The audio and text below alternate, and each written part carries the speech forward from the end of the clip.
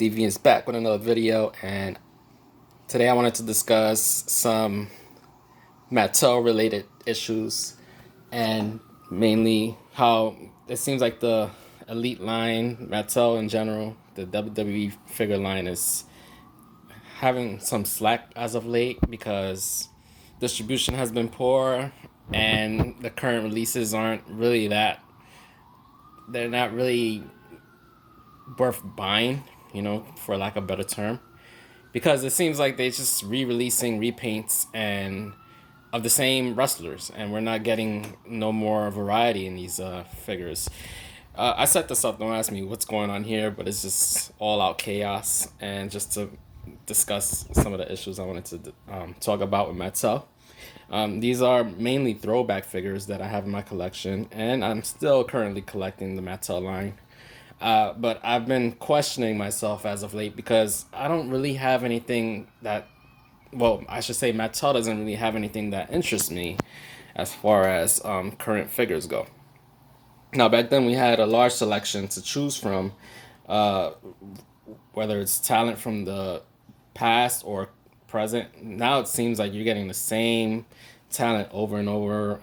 Seems like you're only getting the Roman Reigns and Brock. I don't even think Brock Lesnar has gotten a release as of late, outside the Ultimate Edition line. But yeah, I feel that Mattel has really taken a back seat because, I mean, they are the top brand of wrestling figures currently, and obviously AEW is catching up with their Jazzware figures.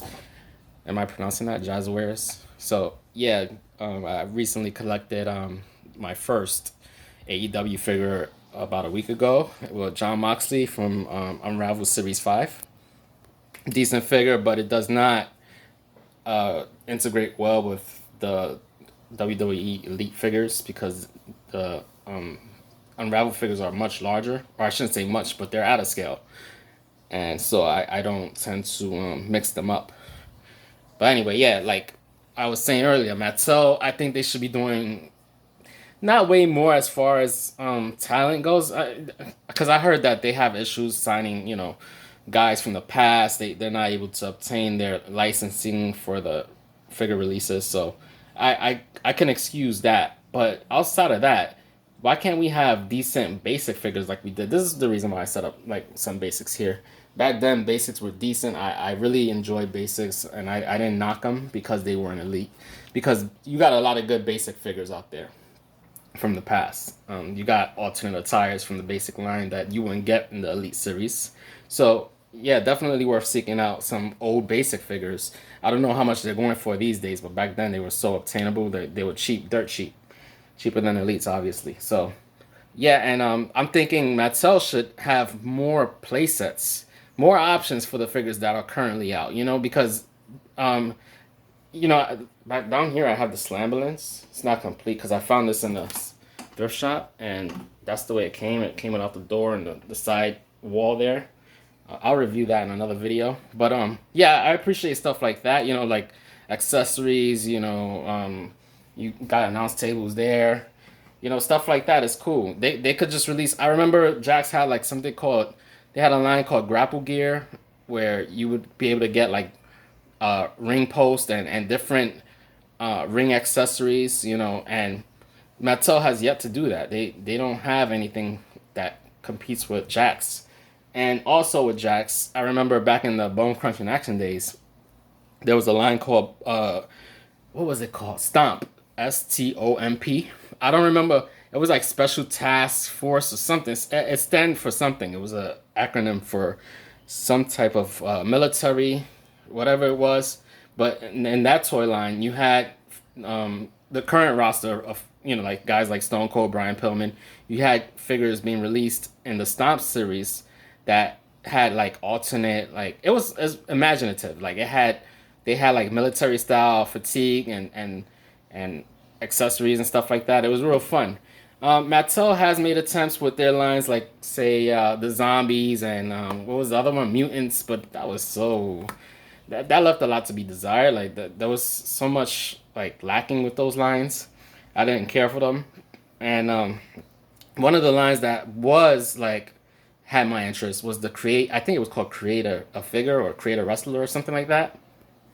I really liked that line, although it was kind of cheap. It was poorly executed, but if they used the right type of materials, like say like elite torsos and stuff like that, that line could have been successful, and that would have been so much fun. Um, Mattel, I think you know, they ran their course, and I don't know how much longer they're intending to run the line, but I can only see it going downhill, if anything, because yeah, we're gonna have I think they'll release some gems here and there, but for the most part, I expect them to continue this trend of repaints and re-releasing the same wrestlers over and over, which is getting so tiring. I'm tired of seeing who's the common wrestler you see on the store shelves now. Um, I don't know, Drew McIntyre. I can't get behind that guy, but like I still haven't bought a Drew McIntyre figure, but I tend to find him a lot, so it's not like I'm worried that I'm not gonna be able to get him because he's obtainable. So yeah, so what do you guys think? I think the elite line is dying out. Honestly, I really think that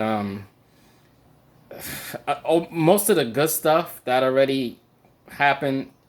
Isn't We're not gonna get any better than that. The first Legends line was couldn't be topped with the current line that's running right now. Legends is not better than the original Legends line. The original Legends line was promising, and back then they had more freedom to get guys like Bundy and freaking Hillbilly Jim. Well, not I don't think Hillbilly Jim is on the license. So anyway, yeah, that's my rant for Mattel, and hope you guys enjoyed the setup and video. And I'll keep you posted on my collection as it grows, or I'll do a updated video when I'm available. But thanks for watching. Later.